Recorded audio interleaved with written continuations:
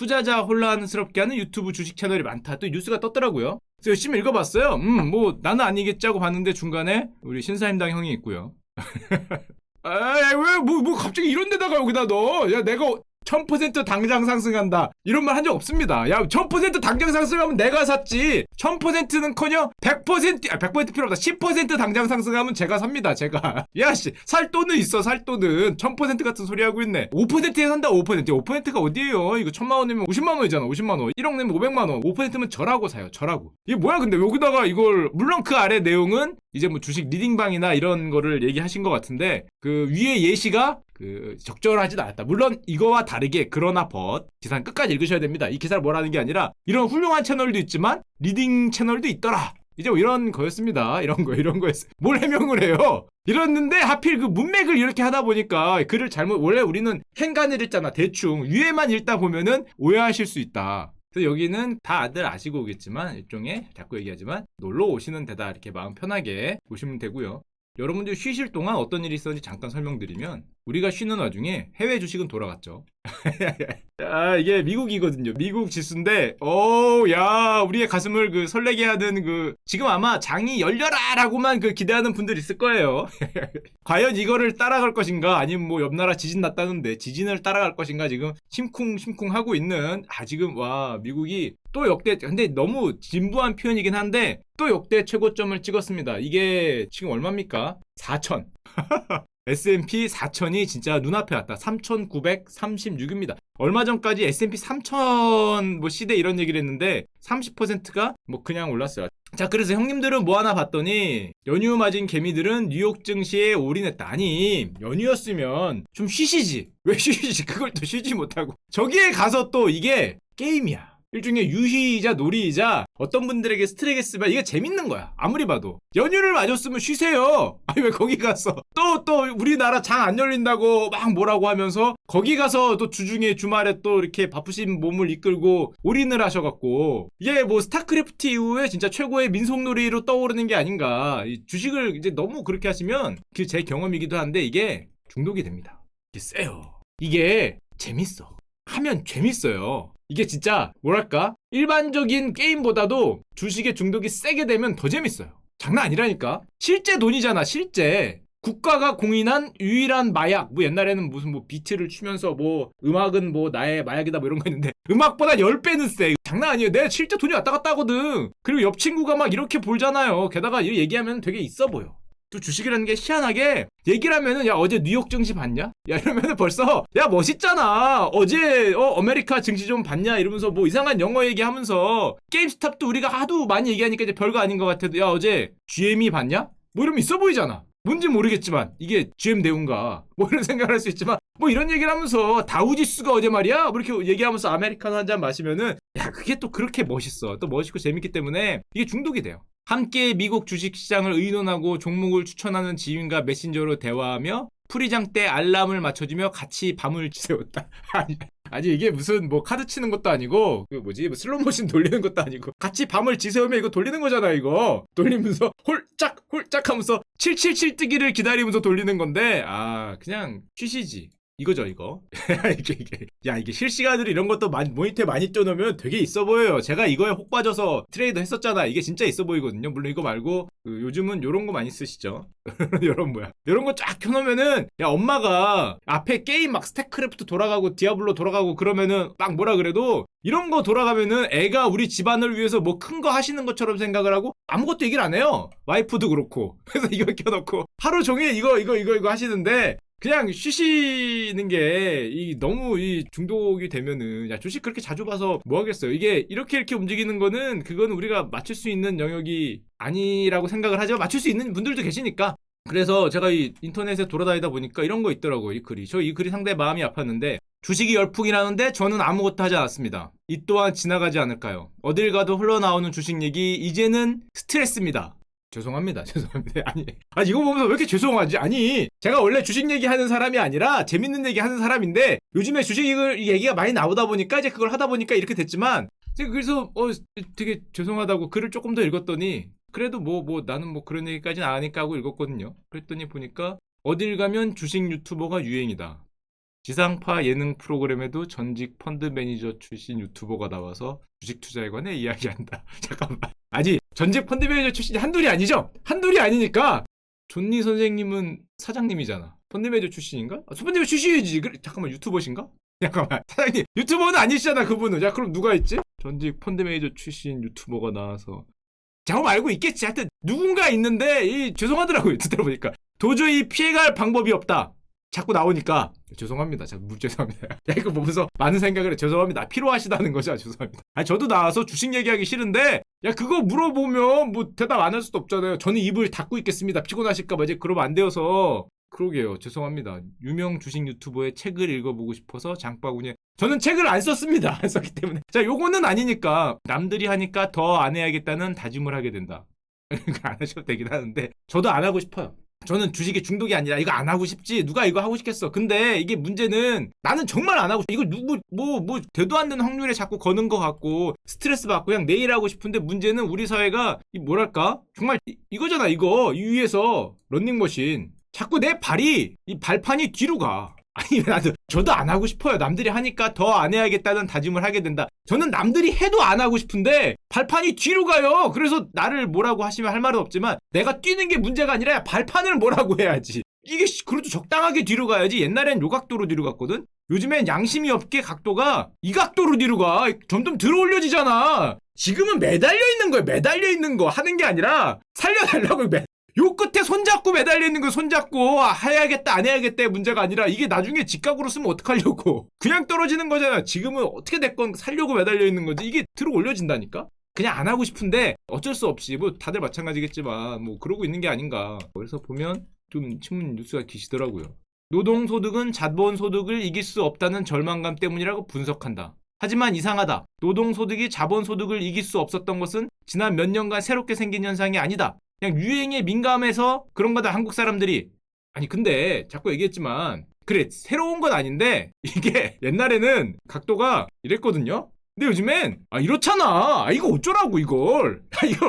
이러면은 나도 그냥 고개 돌리고 아이씨 뭐 그래 조금 더 벌지 뭐. 그래 뭐 조금 너 돈 많이 벌어라. 뭐 그래. 그런데 그게 아니라 이러면 이거 어떻게 할 거야. 야, 이거 어쩔 거야, 이걸. 어떻게 해서 진짜 매달리는 거라니까. 저도 죄송해요. 이 주식 얘기 말고, 무슨 뭐 예술 얘기, 스포츠 얘기 좋잖아. 뭐 우주 얘기도 제가 우주 엄청 좋아해서 그 얘기 나오고 싶은데 그게 아니라, 이게 이렇게 되기 때문에, 시대가 뭐 이렇게 때문에 하는 거지, 그 피로감을 느끼시면은 정말 죄송하고, 그래서 요즘에 TV 나올 때 좀 조심해야겠다, 이런 생각도 뭐 많이 들고, 이제 뭐 주식도 인기가 조금 있으면 가라앉으면 누가 또 불러주겠어요? 당연히 그렇긴 하겠지만, 영끌할 돈이 없어서 혹은 주식에 관심이 없어서 쳐다보지 않는 사람들의 이야기는 사라지고 만다. 저도 관심이 없고 싶어요. 진짜로 진심으로 제가 주식에 제발 좀 관심을 안 갖는지는 그럴 때가 오기를 좀 간절히 기원합니다. 하여튼 그렇기 때문에 발판이 좀 너무 뒤로 가서 그렇고, 이게 아까도 얘기했지만 굳이 뭐 아파트뿐만 아니라 모든 게 마찬가지인데, 또 주식은 또 비트코인은 그나마 안 쳐다보면 되는데 요즘엔 우리 옆집이 올라가는 건 이게 안 쳐다보기 힘들잖아. 옆집이. 주식은 뭐 그래 너 많이 벌어라. 훌륭하다. 그래, 삼성전자 10만 훌륭하던데. 옆집은 이게 흔히 말해서 그 부인 친구 남편 아니면은 엄마 친구 아들. 야, 이게 쉽지 않다니. 엄마 친구 딸이나 엄마 친구 아들이나 이런 애들이 집을 샀는데 가격이 오르면 이거 쉽지 않아요. 이게 어디 명절날 가서 들어보세요. 들어보기 쉽지 않기 때문에 각도가 좀 올라간 게 문제가 아닐까 생각이 되고, 게다가 1월 취업자 수가 지난번에 뉴스 보셨겠지만 전년비 거의 100만이 줄었어요.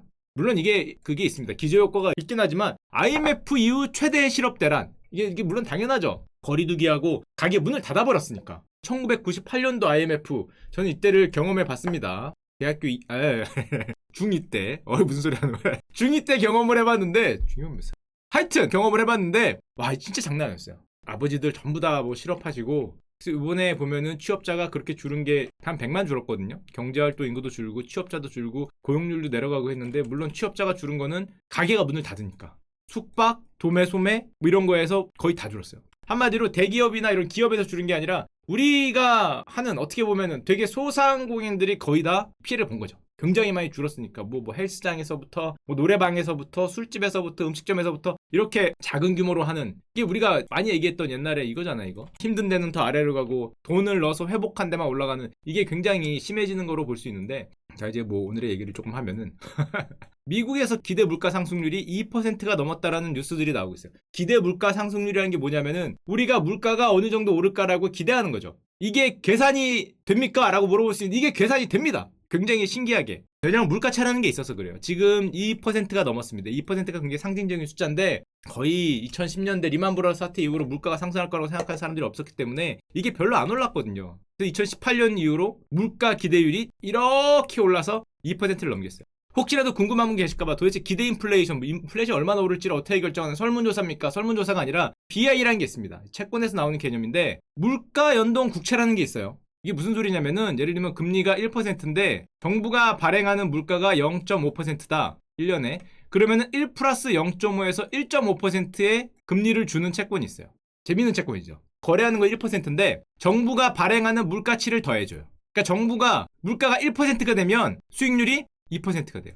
물가가 5%가 되면 수익률이 6%가 됩니다. 한마디로 물가만큼 이자를 더 주는 채권이 있는데 그 말인즉슨 예를 들면은 일반적인 10년짜리 채권이 5%인데 물가연동국채가 3%다. 그럼 여기 있는 차이의 2%는 우리가 물가가 2%가 될 거라고 기대를 한다. 이런 식으로 계산을 해요. 그러니까 그래서 이걸 BI 트레이딩이라 그러는데 기대 인플레이션은 그렇게 계산이 됩니다. 자, 그런데 예전에 정부가 여러분도 아시지만 문제가 땅 터졌을 때 돈을 뿌리잖아요. 돈을 뿌릴 때 드는 걱정이 두 가지가 있어요. 뭐냐면은 첫 번째가 내가 채권을 너무 많이 발행을 해서 돈을 갖고 와서 돈을 뿌리면은 금리가 오를까봐.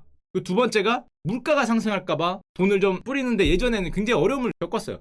돈 많이 뿌려서 돈 막 뿌리고 물가가 오르면 어떡해. 또 채권 같은 걸 많이 발행하면 채권 금리가 오르니까 약간 어려운 개념이긴 한데 채권으로 많이 발행을 해서 정부가 돈을 뿌리면 채권 금리가 올라버리면은 또 경제가 어려워지니까 금리가 오르거나 물가가 상승할 거나 이런 고민을 많이 해서 예전에는 돈을 뿌릴 때 금리 상승을 막으라는 아이디어를 어떤 게 냈냐면은 여러분 다 아시다시피 중앙은행이라는 기관이 등장을 해서 정부하고 은행, 원래 사회하고 정부가 채권하고 돈 왔다 갔다 하는 건데 중간에 등장을 해서 정부가 은행한테 채권을 주고 돈을 갖고 와서 썼는데 중앙은행이 은행이 갖고 있는 채권을 사주면서 돈을 여기다 넣어줬죠. 그 채권을 계속 사주니까 금리가 낮게 유지가 되는데 성공을 했어요. 이게 우리가 아는 양적 완화잖아요.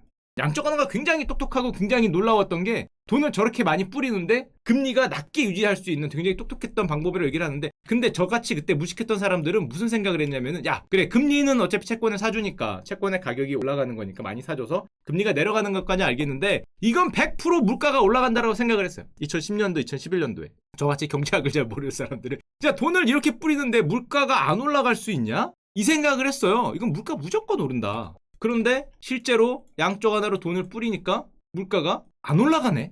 물가가 내려가는 기적적인 일이 저한테는 기적적인 일이었지만 뭐 훌륭한 분들은 다 알고 계셨겠지만 그 전에는 오히려 중국발 원자재 사이클에서 뭐 중국이 이때 뭐 세계에 뭐가 된다 그러면서 원자재 쫙 흡수하면서 뭐 엄청나게 물가를 올렸거든요. 막 4% 5% 이렇게 가다가 중국이 한번 리만 때 날아가고 그 다음부터 돈을 그렇게 뿌렸는데 물가가 안 올라. 삼조 시대 그러면서 물론 물가가 안 올리는 이유는 뭐 여러 가지 얘기를 하는데 뭐 구조적 장기 침체 뭐 어려운 말로 해서 그런데 돈 뿌린 것보다 침체가 더 컸다. 뭐 경기 회복이 이렇게 된 게 아니라 경기 회복이 뭐 이렇게 됐다는 거죠. 성장률이 뭐 이렇게 됐다는 것과 세계화가 되니까 옛날에는 비싼 데서 뭐 비싼데 미국이나 유럽이나 이런 데서 많이 만들었는데 저임금 일자리 쪽으로 굉장히 3세계로 많이 가면서 임금이 안 오르더라. 한마디로 웨이지 임금이 안 오르더라. 그래서 물가가 안 오른다 이런 얘기를 많이 했는데 뭐 그런 얘기는 이유까지는 알 필요가 없고 그래서 옛날에 많이 나왔던 얘기가 좀 어려운 얘기지만 필릭스 곡선의 붕괴 이런 얘기를 내가 왜 하고 있지? 실업률은 낮은데 물가가 안 오른다 뭐 이런 얘기 많이 했어요. 뭐 아실 필요 없고 하여튼 그래서 결론적으로 나온 얘기가 그때 어차피 뭘 해도 물가는 안 오르더라.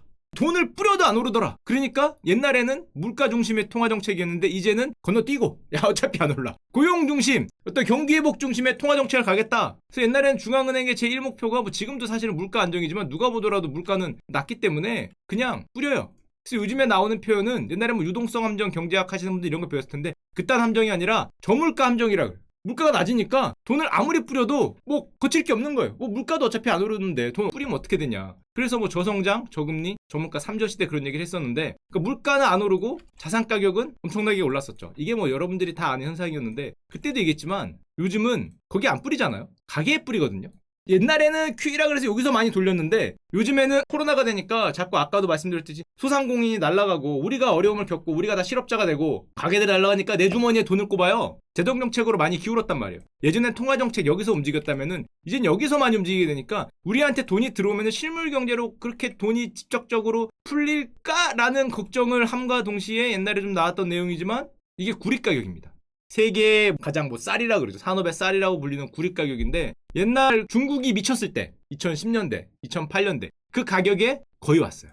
세계 식량 가격도 이것 때문에 식품주들이 휘청휘청하죠. 세계 식량 가격도 야 좀 오르고 있어. 과연 더 갈지 모르겠는데 만약 여기까지 가면 역사적 하이점까지 거의 갈 수 있을 정도인데 한마디로 저렇게 가격이 오르는 거 보니까 사람들이 요즘에 우리나라는 아직 0.6%예요. 지난달 물가 상승률이. 그래서 우리나라는 아직 뭐 저물가를 오히려 걱정해야 되는데 요즘에 나오는 게 야 물가가 상승하면 어떻게 되냐. 저런 위험이 있지 않냐. 물가가 상승하면 당연히 금리가 오릅니다. 이게 우리나라 금리거든요. 거꾸로 난 거니까 이 아래 가면 금리가 오르는데 금리가 오른다. 만약 그렇게 되면은 우리나라는 모르겠는데 미국이라고 치고 물가가 오르고 자산 가격이 다 오르는 3저 시대에서 3고 시대로 넘어가는 거냐? 정말 10년 만에. 이게 10년 만에 오는 거거든요. 뭐 요즘 표현으로는 트리플 버블? 트리플 버블보다는 3고 시대로 가느냐? 만약에 정말로 3고 시대로 간다면 야 이게 중앙은행이 원래는 물가가 이렇게 오르거나 자산가가 오르는 건 사실은 잘 안 보시더라고요. 우리가 부자가 된다는 거니까 뭐 그렇게 별로 괜찮았는데 물가가 상승하면은 원래는 금리를 인상하고 유동성을 흡수해야 되거든요. 만약에 오르면 모르겠어요. 오를지 모르겠는데 우리나라 같은 경우는 수요가 워낙 안 좋아서 오를 때 한참 걸릴 것 같긴 한데 전 세계적으로 만약에 오르면 할 수 있을까? 이거 금리를 인상하고 굉장히 천천히는 모르겠는데 유동성을 지금 이 상황에서 만약에 흡수한다. 야 이거 심장 떨리죠. 이게 가능할까? 이제는 뭐랄까 우리가 금리와 저유동성 이 약이 없으면은 살아갈 수 없는 몸이 된 것 같아.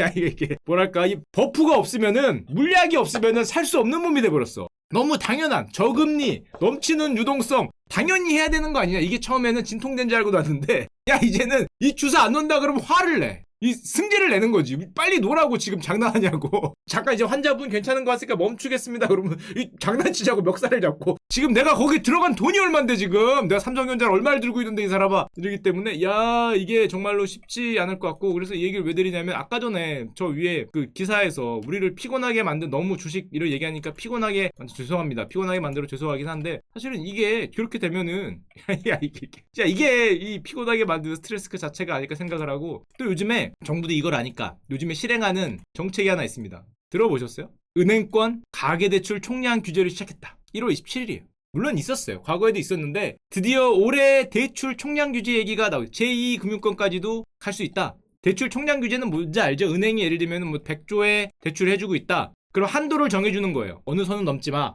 올해는 110조를 넘지 마. 뭐 아니면 올해는 120조를 넘지 마. 이런 식으로 한도를 정해주는 건데 작년에는 한도가 없었나요? 하려고 그랬다가 못했어요. 처음에는 얼마래더라? 한 5% 정도 하려고 그랬다가 이걸 못했어요. 왜 못했냐? 코로나였잖아. 돈을 풀어야지. 돈을 풀어서 경기를 부양하고 지금 어떻게든 GDP가 마이너스가 되었는데 이 가계대출 총량을 목표치를 던졌다가 뒤로 갔죠. 나중에는 하반기 되니까 너무 여러분들이 이걸 푸니까 정말 대단해. 이게 폭증을 했어요. 아니 이거를 대출 총량을 규제를 안 했더니 보자 하니까 정말 이렇게 올라가더라고. 그래서 화들짝 놀라서 연말에 대출 잘 안 해줬죠. 이거 너무 해도 너무 땡겼지. 화끈하게 땡기시더라고. 정말 화끈하게 땡기니까 깜짝 놀라서 작년 연말에 이제 저걸 했는데 2021년 가이드라인이 나올 것 같아요. 뭐 5% 얘기를 하는 것 같은데 모르겠어요. 얼마가 나올지는. 만약에 나오면은 지금은 또 제2금융권은 또 없다기보다는 코로나였으니까 역시 총량 규제 목표치가 내려갔다가 에이라 하고 걷어들였었는데 만약에 제2금융권까지 총량 규제를 하게 되면은 유동성을 저것도 사실 유동성을 줄인다기보다는 너무 심하니까 너무 심한 정도긴 하니까 금리 인상 뭐 이런 건 아니니까 뭐 거시적으로까지 보이진 않는데 문제는 이걸 우리나라만 생각하는 게 아니죠. 이게 2월 11일 날 뉴스인데 중국이 부동산 대출 총량 규제를 단행했다. 그러면서 중국 당국이 뭐라 그랬냐면은 주택은 살기 위한 것이지 투기를 위한 것이 아니다. 경제 기본 관습 8개 중점 시책. 그래서 많이 듣던 말인데 하여튼 훌륭한 말이라고 생각합니다. 야 그럼 살기 위한 거지 투기를 위한 건 아니니까 전 아직 안 샀으니까 조금 내려주시기를 간절히 기원드리고 좀 내려서 제가 산 다음에 아니 이런 말 하면 안 되지. 하여튼 뭐 그러기 때문에 근데 이게 대출 총량 규제는 정말 사람들이 트라우마가 있어요. 특히 이 경제 뭐 저런 정책을 정하시는 분들은 트라우마가 있어. 왜냐면은 이게 우리나라는 이렇지 않겠지만 옛날에 저걸로 전 세계적으로 트라우마를 남겨준 교훈이 있었죠. 그게 일본입니다. 저거 함부로 했다가 버블이 터지는 순간에 이게 풍선이라는 게 묘해서 풍선이 이렇게 가잖아요. 후후후 불어요. 근데 문제는 이 불 때는 조절이 되거든. 이 불 때는 풍선이 요만했던가 뭐 요만했던가 조절이 돼. 근데 문제는 이게 풍선이 터지면 조절이 안 돼요. 터지면 그거 꼬맬 수 없잖아. 터지면. 그래서 이걸 잘 불어야 돼. 불 때도 살살 불고 줄일 때도 살살 불어야지. 에라이 자꾸 후 불면 뻥 터지면은 이게 날아가요. 날아가는데 꼬매는데 20년 걸립니다. 꼬매는데 이걸 봤거든. 전 세계에서 이걸 봤기 때문에 아 쟤는 20년간 꼬매고 있다. 아직도 꼬매죠? 얘네가 뭘 했었냐면은 금리가 낮을 때 부동산 가격이 너무 올라가고 자산 가격이 얘네가 보기에 버블이니까 물론 버블이었죠. 버블이니까 총량 규제 대출을 규제하면서 그때 뭐라고 했었냐? 이 대출 총량 규제가 줄이는 게 아니에요. 여기 보시면은 일본의 대출량이거든요. 그 당시에 1990년도에 부동산 대출량인데 이때가 미친 거지. 이게 151 하던 부동산 대출이 이게 몇 년 사이입니까? 7년 사이에 487로 갔어요. 151 하던 일본입니다. 일본. 487, 몇 배예요? 330이 더 는 거잖아. 한마디로. 우리로 치면은 1000조 빚이 3000조가 간 거죠. 간단하게 얘기해서 1500조가 4800조로 간 거니까. 이렇게 아다다다다다다고 대출을 높이니까 이게 너무했다 그래서 대출 총량을 줄인 게 아니라 더 이상 상승하지 못하게. 그 다음 보면은 48, 48, 48, 48, 48, 49 이렇잖아요. 증가를 못하게 했어요. 근데 문제는 저 증가를 못하게 했을 뿐인데 풍선이 터졌죠. 그 다음부터 이게 20%씩 막 빠지기 시작하는데 이제 1990이 넘어갈 때 풍선이 터졌어요. 그래서 이게 너무 세게 했다가 풍선이 터지는 바람에 이게 두 자리잖아요. 매해 두 자리씩 가격이 빠지는 놀라운 기적을 창출했는데 그래서 아마 저거 같은 거 할 때도 우리나라도 굉장히 중국도 그렇고 뭐 전 세계 마찬가지로 굉장히 조심스럽게 하지 않을까 생각이 되고 물론 그렇다고 뭐 우리나라가 터지냐? 아니 뭐 그런 얘기는 아니고 그런 얘기는 절대 아니고요. 이게 우리나라 선행지수입니다. 이게 무슨 소리냐면 우리나라 전체 경제가 앞으로 어떻게 될지 선행지수라는 게 있어요. 믿기지 어렵지만 있습니다. 동행지수 지금 어떠냐는 것도 있어요. 100 아래면 안 좋은 거고 100 위면 좋은 건데 우리나라 경제의 선행지수는 지금 거의 미치지 않았나 싶어요. 이게 돈의 힘인지 모르겠는데 여러분들이 원기옥을 받들여서 이렇게 올리고 있기 때문에 선행지수가 지금 하늘을 뚫고 있어요. 물론 그 이유가 있어요. 저 선행지수가 저렇게 올라가는 거는 여러 가지가 있는데 구성지표가 보시면 알겠지만 구성지표에 일단 코스피가 들어가 있어. 주식은 대표적인 선행지수예요. 여러분들이 주식을 올리면은 나라 경제가 좋을 것 같다는 옛날에는 비전이었는데 요즘엔 희망이죠. 옛날엔 그런 생각이 코스피에 들어가 있어서 코스피가 오른다고 생각을 했어. 앞서 경제학자들이 몰랐던 거지. 우리의 야수성을. 그런 걸 모르고 코스피는 대표적인 경제의 앞을 내다보는 선행지수다라고 얘기를 하셨는데 지금 와서 보면은 이게 뭐랄까 꼭 그것 때문에 올리는 것 같진 않은데 하여튼 그런 게 들어가 있고